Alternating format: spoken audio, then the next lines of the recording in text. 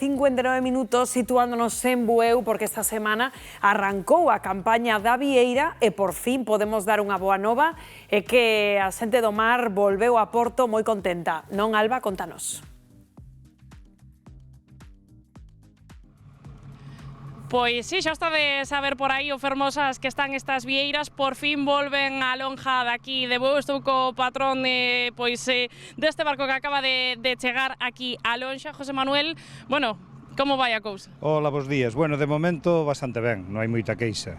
Os primeiros días estáse traendo ben a cuota sin problema, o tamaño bastante ben. A ver, pero tamén se mira, este é a que traemos de 11,5, pero tamén miramos que hai de tamaño legal, porque o legal realmente de 10 centímetros, de 10 centímetros para arriba, que tamén hai bastante produto, entendes? Bastante vieira. Bueno, están ben fermosas, dicía eu, fai 5 anos que non chegaban aquí as vieiras. Sí, a última vez que fomos foi en marzo pechamos en marzo do 2020, cando foi da pandemia. Estábamos traballando e cando foi da pandemia paramos. A espera mereceu a pena ou non? Sí, home, sí, a espera sempre merece a pena, hombre. Bueno, xa estamos a ver, non, que a xornada de hoxe foi fructífera. Como augurades ao resto da campaña?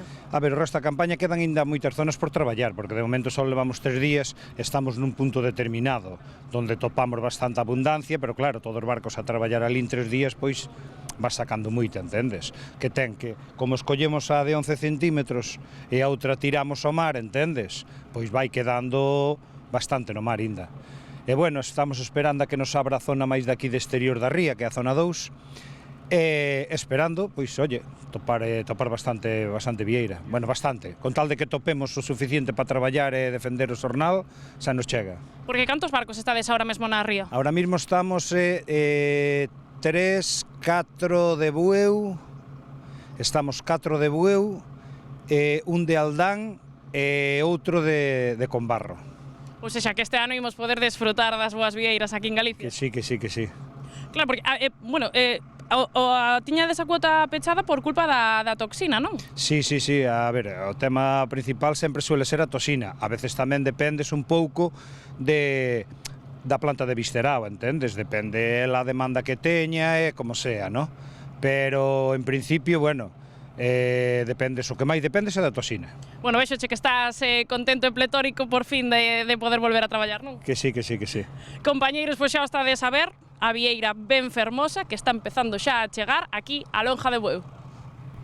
Bueno, pois, menos mal, a verdade que dá gusto recibir boas noticias, porque claro, xa o dicía Inma, non, esa xente do mar, de que por fin volver a Porto con algo, porque din é que coa campaña do polvo, que a pesar de que navallas... é verdade que estes últimos anos por esa toxina non se puido sair a faenar e coller vieira, pero sí que é un exemplo moi importante de como se ti deixas o mar descansar un pouco, despois hai moitísimo produto, porque o que dicían, hai algunha que non dá a talla agora mesmo para poder collela, pero sí que se nota que hai moitísima cantidade que van poder ir collendo pois, nas próximas campañas, nos próximos años e de verdade, e demais, non?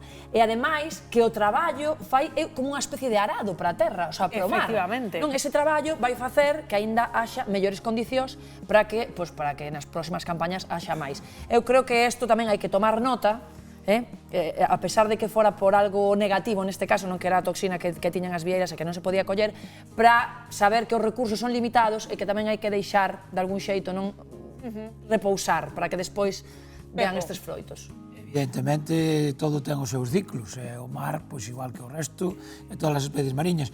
Pero sí que é certo que o da toxina é un mal moi común, que cada certo tempo, periódicamente, aparece e nos ten un pouquiño frustradiños porque non podemos disfrutar desas vieiras nosas tan espectaculares, pero por fin unha boa nova que Sí, sobre todo escoitalos, ¿no? Como dicían aí Luís, ¿no? Pues traballas para algo, ¿no? É dicir, volves con 900 kilos que van directos ás lonxas, non? Esa sensación de sair ao mar, non? E volver a Porto sen nada, non? Claro, sí, esa sensación frustrante. Evidentemente é moi importante respetar a veda, porque se respetas as vedas, pois evidentemente despois vai haber máis produción e o que temos que ser moi sensibles tamén é o fenómeno do furtivismo, non? O sea, realmente cando se fan estas vedas é por algo, non? Entón, pois, evidentemente, non mercar produtos que realmente están en veda, non? Eu creo que é moi importante, non? Ademais que este proceso da vieira faise con todas as garantías de medida, cos gardacostas